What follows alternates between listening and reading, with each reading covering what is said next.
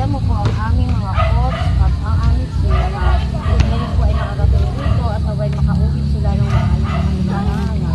lalo rin po ang aming mga mahal sa buhay na iniwan namin sa aming tahanan. Pagkalooban po sila ng biyaya, pagpapala ng